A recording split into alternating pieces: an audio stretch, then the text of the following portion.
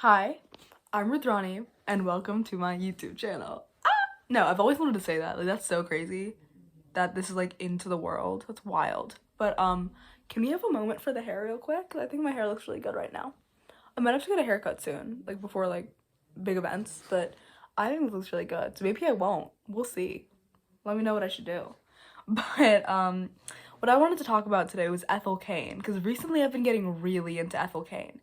Like, I knew she existed before, like I knew about American Teenager, Total Bop, we're gonna talk about it, but I wasn't really into it. But all of a sudden I went from being like a complete local to following update accounts on Tumblr. So now I'm like a stan. And I wanted to tell y'all about like what I figured out so far, because the reason I got into her was this like dark, mysterious lore behind her album, Preacher's Daughter. So I'm just gonna tell you guys what I figured out. I could be wrong or delusional or lying. I'm not lying. Pinky promise, but I could be. You don't know me. But if I am wrong, let me know, I guess. Like, let me know kindly. A lot of like sweetness. 'Cause I'm a sensitive soul. You know, I just want you to be nice to me. Anyway, Preacher's Daughter. Let's talk about it. Okay, I have notes. If I'm looking down, that's why. I did research here. It's this thick stack of work. It's like 10 pages right here. Yeah, be grateful. Okay, so first of all, who is Ethel Cain? So I always thought that was just the name of the singer, but that is untrue. The singer and writer, just creator behind all of it, is called Hayden Silas Anadonia, which I could be saying wrong, so I'm just gonna call her Hayden. Sorry if it's disrespectful. I don't want to say your name wrong. Sorry, Hayden. Anyway, in 2018, she told a magazine that the character of Ethel Cain was a ghost that possessed her. She said that, which honestly, that's real, because I should say that more. Like, that is metal as hell. Like, imagine I rear end you and I'm just like, that was the ghost, actually. Sorry.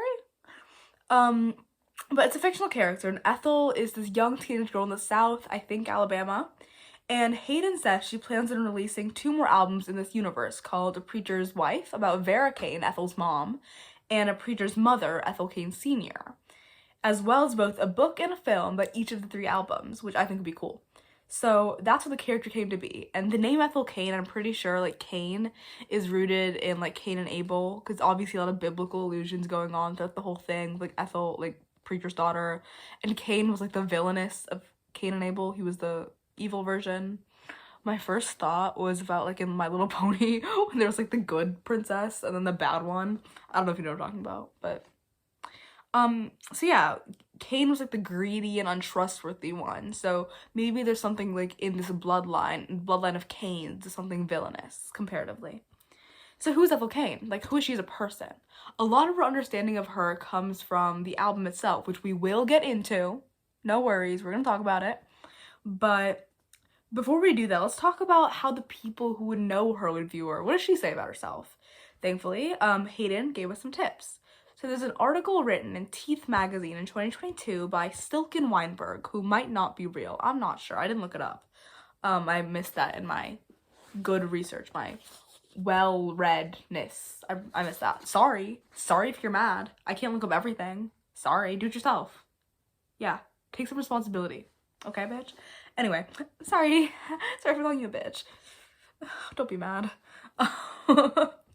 So the whole article is great. I recommend you read it, Teeth magazine, but it's pretty short, and I just wanted to read the relevant bits, and I'm gonna read you a few excerpts, okay? So the interviewer asks about her love life. You know, anyone special come to the picture lately? Ethel says, not exactly. Should I do it Southern? I'll do Southern. Not exactly. Sorry, that was bad. That was really bad. I live in Texas, it should be better.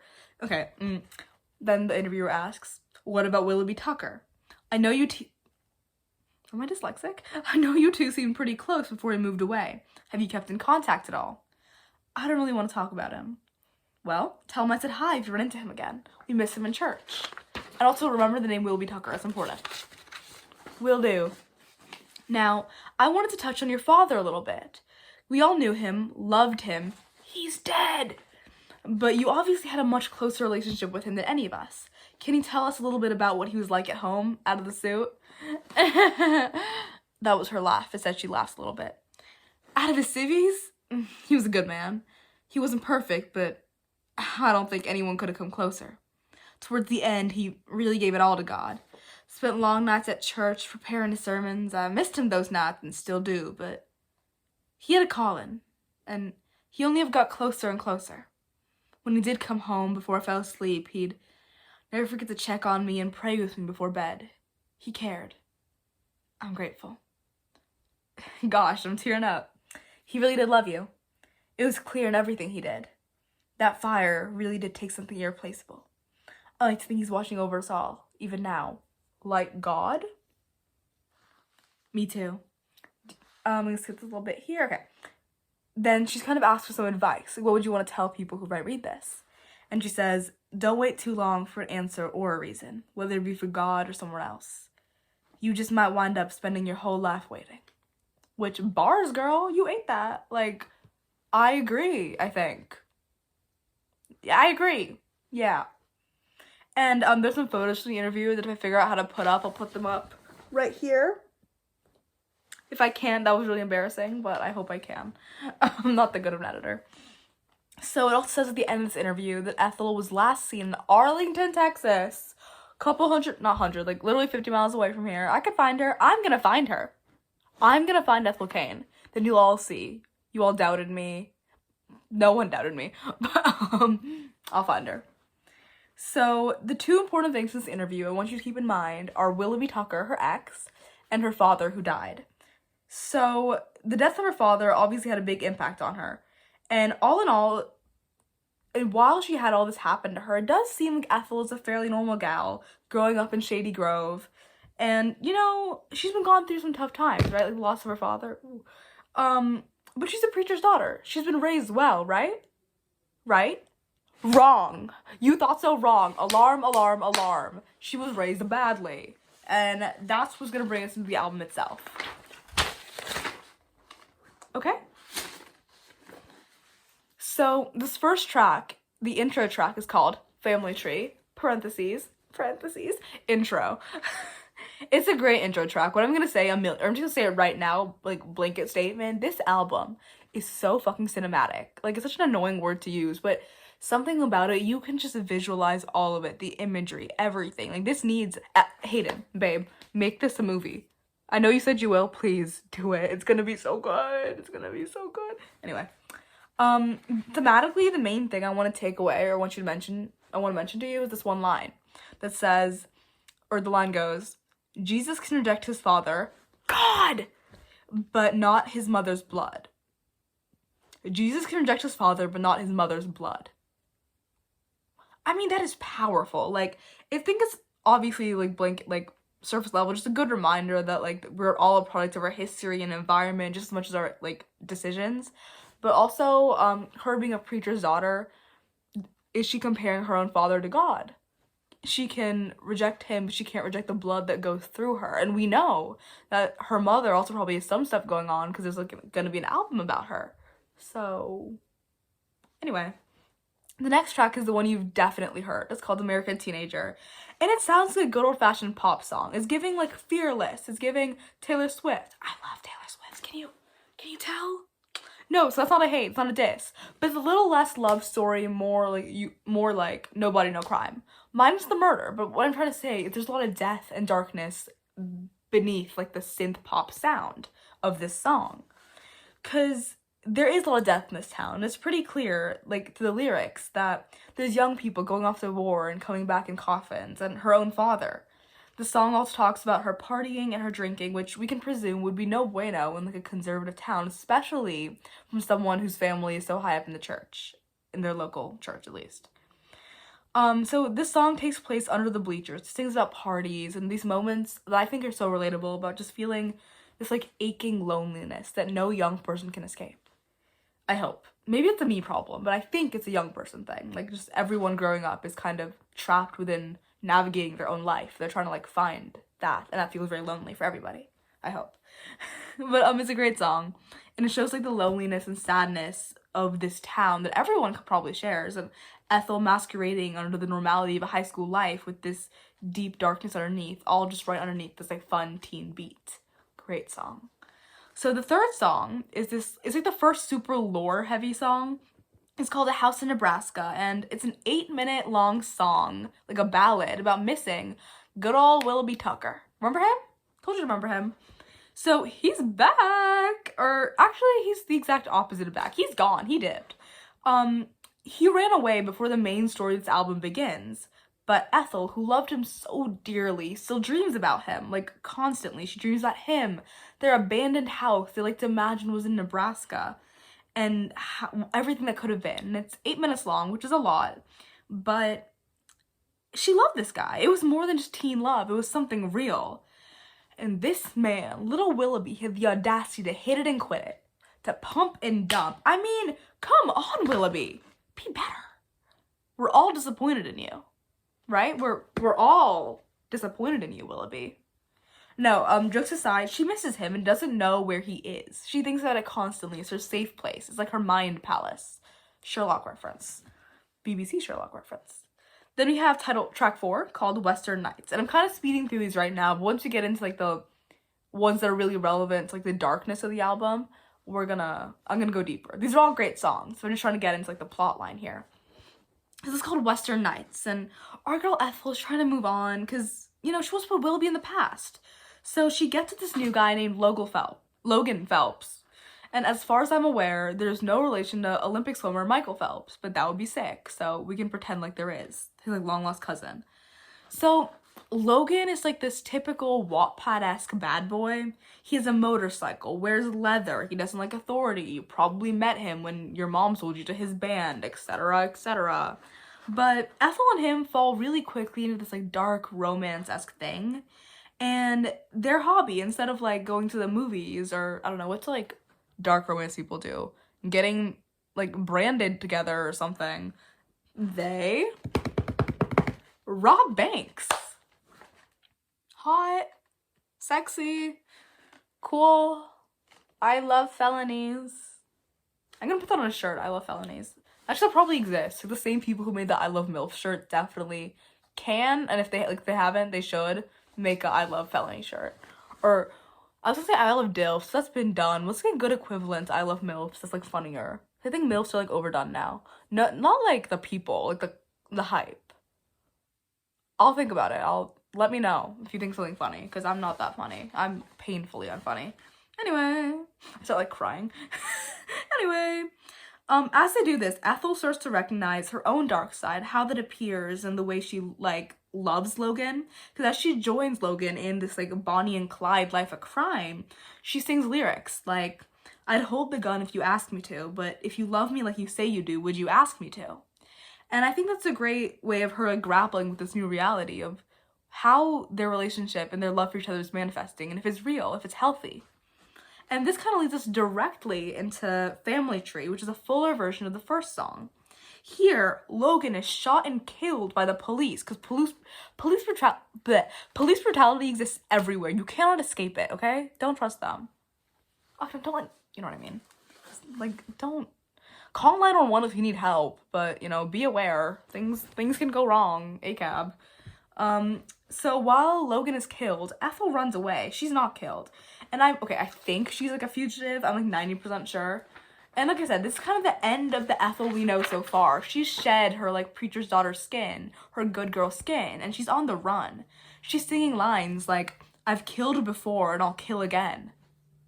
Okay, 2014 Tumblr, let's spray paint that on a wall, and I'm gonna post it right now. Hashtag bring 2014 back. Hashtag daddy issues. Hashtag, are the neighborhoods still a band? What happened to them? I kind of miss them. I was a fan.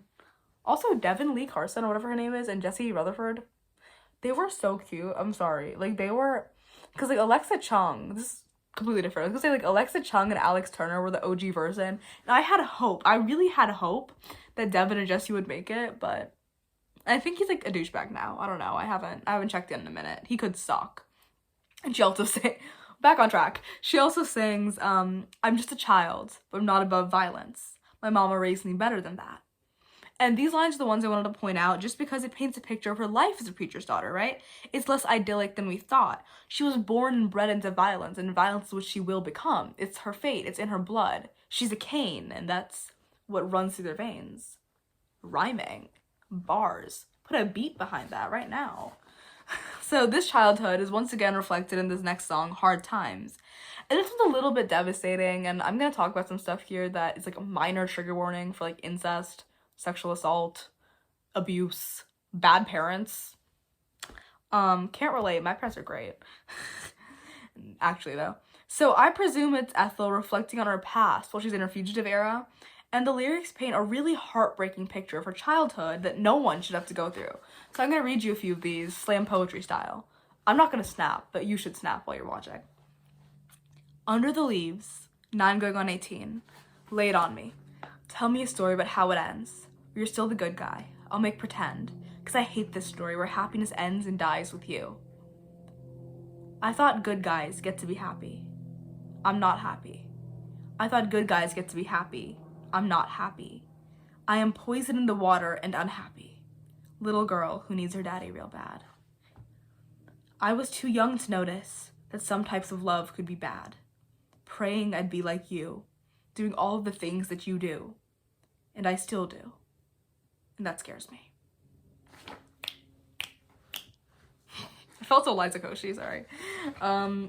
So to me, and a few articles I read, this does imply there was some form of sexual abuse by the hands of her father. Like we have lines like 9 going on 18, which is kind of adultification, but also like being so young but viewed as an adult.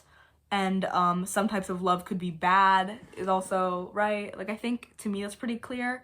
So I guess, I mean, obviously that would cause a lot of trauma and a very unhealthy relationship of what love looks like, what relationships look like, and that would require a lot of healing to be done to get over that or get like move with it in your life, which you probably didn't get to have. But one thing I wanted to know is like the obvious hypocrisy of this evil that her father has, because with him being a preacher and her relationship with God being so strongly tied to him, it's almost like God permitted this to happen for her. And this might result in some anger against God and the church itself, which valid, unvalid, who's to say? Additionally, I just think it's important to talk about that last bit because I like about her still like or about her wanting to be like her father and still wanting that despite everything that happened. Cause I recently read a memoir, an anonymous memoir, recommend, called The Incest Diary. It's real short, but it's visceral. And the author talks a lot about how her rapes at the hand of her father led her to crave these dynamics in her future relationships, and this reminded me of that, especially being kind of like right after, not right after, pretty close to Western nights and these unhealthy relationships and what's to come. So, all that to say, this is horrible. And if anyone goes through something like this or any kind of trauma, it's just like that always manifests differently in people. And so the way that impacts people is always different. My coffee got so cold, now it's really gross. Not good. Okay. Anyway, moving on. The next song is called Thoroughfare, which is the, like, beginning of the second chapter of the album, I think. So in this song, Ethel meets a man named Isaiah and they travel to California together. And when I first heard this song, I swooned. I mean, I'm telling you, I thought this was the beginning of something beautiful for Ethel and Isaiah. Like, her healing era, her, like, good witch, lighting candles. She's gonna be so happy with this little man. And let me tell you how they met. Let me read you these lyrics. A big-ass chunk of lyrics. This is cute, I'm telling you. Met you there in Texas, somewhere in the thoroughfare. On the side of the road in some torn-up clothes with a pistol in my pocket. I didn't trust no one, but you said, baby, don't run. I'll take you anywhere. So I hopped right in, out of luck to spend, and at least your truck beats walking. And you said, hey, do you see the West with me? 'Cause love's out there and I can't leave it be. And I said, honey, love's never meant much to me, but I'll come with you if you're sure it's what you need. So we made off to California to find your lover, driving day and night. And every small town diner saw our faces at least once or twice. But in these motel rooms, I started to see you differently. Because for the first time since I was a child, I could see a man who wasn't angry. She continues to go on to say, once we reached the coast, you said, end of the line, we finally hit the edge. After all this time, I didn't find my love, but I still made it this far without it. Then you turned to me and stared into me deep and said, but maybe not, because look at what I've got. You might not be my love, but baby, I doubt it. And she ends with, because in your pickup truck with all of your luck, wait, fuck. Sorry, guys, I'm sorry I messed up. I'm sorry. I'm so sorry. Please forgive me. Because in your pickup truck, with all of your dumb luck, is the only place I think I'd ever want to be.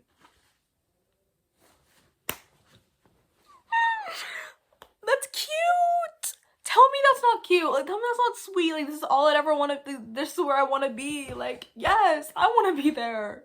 That's cute, right? Right? And I heard all of this about her falling in love with this sweet man and believing in love again. Her trauma is healing. They're unpacking it. They're getting better. They're growing. Cute, right? Right? Well, that makes sense, right? Well, some people disagreed. Some people thought that she was kidnapped by Isaiah. And her, like, unreliability as a narrator is what making her say these sweet things about him to, like, convince her. And no, I do disagree with this. And I think at this moment in time, like, the song takes place in, Ethel was tired. And Isaiah was, like, the safe bed for her to fall into, both literally and figuratively. And he felt, like, kind and normal and free and far away from everything she ran from, everything she was used to. He was different. Now, Hayden herself has confirmed that Isaiah and Ethel, like, he just invited her on. She was like, sure. And he invited her twice, here and then later once they get to California, to stay with him. But I want you to keep the possibility of kidnapping in mind, because the reason people think this isn't so crazy. But, you know, I don't believe in the kidnapping thing. And like I said, when I first heard this, I thought it was so sweet. Like, I was rooting for them, okay? Well, I shouldn't have. I should not have been rooting for them. Because this next track, you're gonna see, okay? This next track is my absolute favorite on the album. It's called Gibson Girl. And the vibe it evokes is, like, sultry and sleazy, like an old Weekend song. Like, it's very trilogy core, very, like, House of Balloons. Not, like, lyrically, but just, like, the vibe, right? The vibe, the energy is very, like, Abel core, very Weekend. So here's some lyrics. Black leather and dark glasses. Pouring another while I shake my ass. He's cold-blooded, so it takes more time to bleed. Obsession with the money, addicted to the drugs. Says he's in love with my body, that's why he's fucking it up. And then he says to me, baby, if it feels good, then it can't be bad. Where it can be immoral in a stranger's lap. And if you want it good, downright iconic, something they all want that only you can have. So this song describes how Isaiah begins to get, like, deeply addicted to drugs and money, like every influencer in LA, like David Dobrik. Not really, but what happened to him? He's a Snapchat influencer now. Why? Listen, if I had that much money, I wouldn't be making Snapchat stories. Like, I would just go. I would retire off the face of the earth. You wouldn't see me. If I got canceled like that, trust and believe. But, Isaiah's essentially getting his money and his drugs by pimping Ethel out. And, like, in the back of strip clubs, as well as abusing her. And he makes her believe this is what she wants. She spirals further and further into this life, where even she begins to rely on these drugs and Isaiah's care as she continues to be, like, forcibly entered into sex work.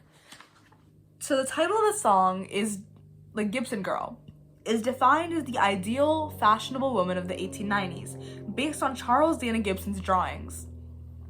This mirrors how Ethel tells herself that what she's being made to do is, quote, downright iconic. And I think this is interesting because it analyzes how we often glamorize, like, the abuse of men and the dangerous side of sex work. Because I do support sex workers, but I think a lot of times we hear people going into these lines of work, not prostitution per se, but, like, even just, like, OnlyFans, like, yes, girl, that's so iconic. But there is a lot of harm with that. And it's important to keep that in mind for anyone considering that, or, like, people in your life who get into that, like, or see people online. Like, when I'm like, oh, downright iconic, girl, I'm so happy for you, that's positive reinforcement to keep doing what they're doing, even if the negatives are starting to affect them, right? But this song builds in volume throughout the entire thing till it gets the loudest, like, bah, this album has been yet. And then it goes dead silent. Like that. Hear that silence? It was like that. And that represents Ethel finally snapping under Isaiah's, like, horrific abuse and drugs. And then we get to another personal favorite on this album called Ptolemea? Okay, I could look up how to say that, but, like, am I gonna put that much effort into the... No, this was my effort right here. So, Ptolemea. That's how I'm gonna say it.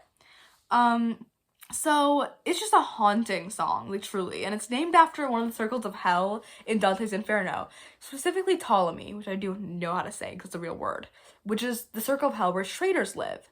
And this kind of furthers my theory that Isaiah didn't originally kidnap her, because the horrific treatment is referred to him as is referred to as him being a traitor, therefore betraying this trust she had in him. And this song is one of the wackiest, craziest, most fucking bonkers songs I have ever heard. Like, it is batshit. And it involves a lot of monologues for a start.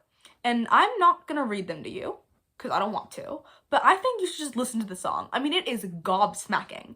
This song involves a male voice, probably Isaiah, talking about hurting her. She hallucinates, and like what he's doing to her, and how she just give in, give in, give in. And he continues hurting her throughout the song. The use of Christian imagery is so strong here as Ethel is being asked to submit to him. The song reaches its climax as Ethel just begs him to stop over and over, just crying out for him to stop because it hurts, like stop. And it ends with this blood-curdling, like horrifying, blood-curdling scream. Then there's this like indecipherable noise where you get what people think is going to be crucial to the ethel cain universe, or the Cain cinematic universe, the CCU. And it's it's Hayden's own scriptures. I tried to say the last name, I can't, I'm sorry. Let me read you the scriptures in my best pastor voice. Blessed be the daughters of Cain, bound to suffering eternal through the sins of their fathers committed long before their conception. Blessed be their whore mothers, tired and angry, waiting with bated breath in a fairy that will never move again. Blessed be the children, each and every one, comes to know their God through some senseless act of violence. Blessed be you, girl promised to me by a man who could only feel hatred and contempt towards you.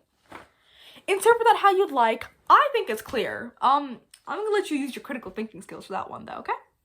So there is a lot about the song that I want to talk about though. There's a lyric in it that I didn't read earlier, but I'm gonna tell you now, that says, "You love blood too much, not like I do." So Ethel loves blood a lot. She says so right there, but not the way Isaiah does. Isaiah's betrayal of her by like going to kill her, because he kills her. Spoiler, she's dead. It makes sense because like the whole Dante's Inferno thing, the rounds in the ninth circle correspond to the severity of their betrayal. So Ethel's in the first round while Isaiah's in the third. And you might be like, what betrayal did Ethel do? So we know that she betrayed her family by leaving them, but I don't think that's like deep enough to be like a circle of hell for her to be related to Cain. And so what some people were saying is that she killed or had some part in killing her dad. And her dad died in a fire when she was a kid, but as Ethel's saying in Family Tree, I've killed before, I'll kill again, right? And then we arrive, I'm gonna kind of bookend that there because I feel like you kind of get the message, but we're gonna move on. So we arrive at a series of instrumental tracks. The first is called August Underground. So it's named after this movie from 2001, and I haven't seen it, but maybe I will. It culminates in these two serial killers filming their murder of a girl in a basement. Freaky! And also on my Letterboxd watch list, because I love freak shit, okay? I love, like, Hannibal. Like, do I have a Hannibal poster? No, I don't. I'm gonna get one for my dorm. But I love, like, freaky movies and stuff. That's, like, psychological shit. Anyway, August Underground. And much like the movie, it takes us through Isaiah's brutal murder of Ethel. I told you about that. She's gonna die. So if we look at the visualizer that Hayden posted, we can see Ethel in this, like, woodsy place. But it could also be, like, an attic, which is what I've seen some people say. I'm thinking maybe both like a forest and an attic, like she's running, but they're back, and it's like, it's a lot. But it's this like, it's like a very cinematic kind of song, and it's essentially where we have Ethel be killed. And that leads us into the next instrumental called Televangelism. And the name immediately evokes those like random TV passages you see when you're like scrolling through the TV to get to Dr. Phil. Fun fact, actually, in middle school, I used to come home after rehearsal, like, just in time for Dr. Phil, and I'd take a little break because I was tired. So I've seen, like, every episode of Dr. Phil live. Like, I'm pretty sure I saw, like, the Bad Baby episode, like, the Catch Me Outside, live. So I'm an OG Bad Baby fan. Like, unironically, I kind of like her. Like, she's kind of good. But, back to the song. So, Televangelism is this, like, very gorgeous, light, airy track that is meant to represent Ethel's ascension into heaven and her passing. And I want to point out there's some moments in these songs, in this specific song, where it kind of warps, right? Like it has like kind of thing.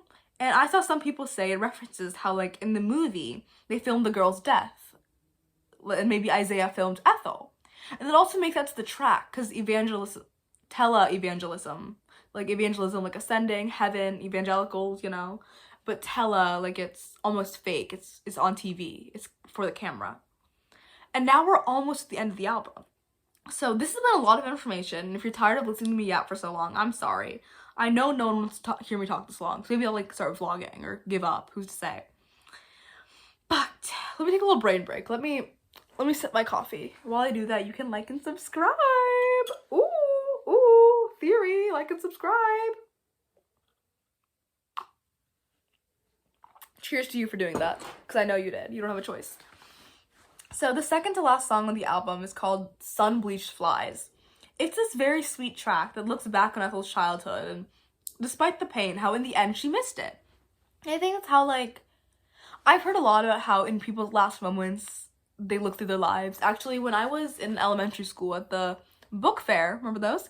I bought a book of this atheist, it's like a memoir supposedly, of this atheist neurosurgeon who didn't believe in God. Obviously he's atheist, but then he went into a coma and he met God, and also in his coma discovered that he's like adopted, and he met his dead biological sister in his coma. I don't know. My point is, in their last moments, people find God or like look through their whole lives. That's a pretty common trope. So I did want to point out, though, that she talks a lot about how she misses the church, but also acknowledges God's hypocrisy by saying, God loves you, but not enough to save you. So baby girl, good luck taking care of yourself. And then she forgives a lot of the wrongdoing that happened to her by saying, saying if it's meant to be, then it will be. I forgive it all, as it comes back to me. And lastly, she reflects on her past, and we find out she loved Willoughby. Remember Willoughby? Throughout all of this, even till the end, she dreams of Willoughby. Okay? And I think that's just kind of the same thing I was saying earlier about how, like, those dark moments, you look back into these moments of peace, of solitude, of when you were really happy. And it's not always like the raging kind of moments, but like contentment. Like for me, sometimes I like love my family, my friends the most. I'm just sitting with them, it's kind of quiet, but you really feel their presence in the room with you, and it's just content. And those are some of the best moments. So last track, Let's Go. It's been a journey. It's been 32 minutes at time of filming, so we'll see. So this last track is called Strangers, and this is the big reveal, okay? She reveals what really happens, and I'm gonna read you all a few of the lyrics, and it'll all be clear. I'm essentially gonna read you the whole song, actually, like monologue form. I know you could just listen to it, but you have to hear me say it instead. In your basement, I grow cold, thinking back to what I was always told. Don't talk to strangers, you might fall in love. Freezer bride, you're sweet divine. You devour like smoked bovine hide. How funny. I never considered myself tough.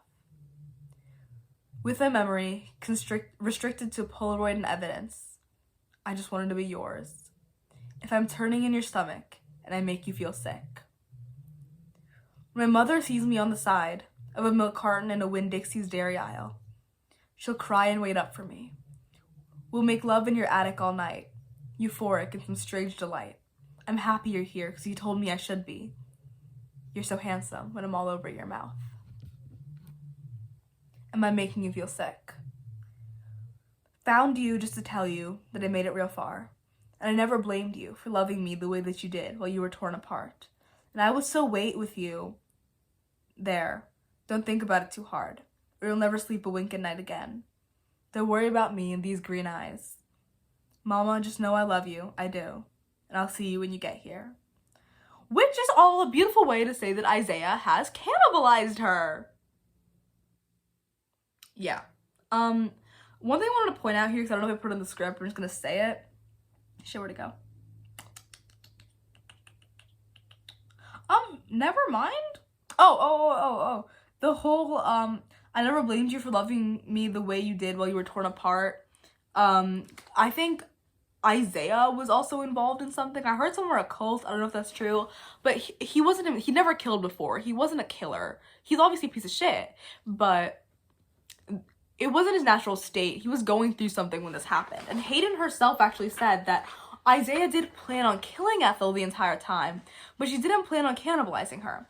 So he eats one piece of her before the police find him. He doesn't eat her entire body. Isaiah isn't a cannibal by nature. He does a psychotic break and they have no money. Yay!